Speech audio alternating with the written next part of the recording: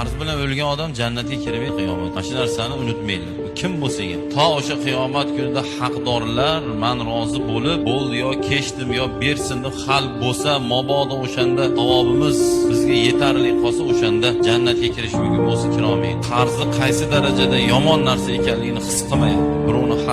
Birovning haqqini yeb ketish, xiyonat degan narsalarni bugungi yoshlarimiz his qilmayapti, sezmayapti. Natijada bu narsadan seskanmayapti. Radariga o'xshaganchalik agar his qilganimiz deydi Qur'ondagi buyruqlar, jahannamda o'shanchalik his qilgan bo'lganimiz deydi, bugun biz yolg'onchi bo'lmasdik, g'iybatchi bo'lmasdik, o'zimizni katta oladigan bo'lmasdik, ichib chekmasdik, ibodat qilmay yurmasdik, yaxshi inson bo'lib yurardik. Nimaga? Yomon ishning oqibati jahannamligini bilardik, yaxshi ishning oqibati jannatligini his qilardik. Qiyomat kunida bizni jannatga olib boradigan narsa bizning figuramiz emas, yo'g'on ovozimiz emas. Bizni jannatga olib boradigan narsa bizning yaxshiligimiz.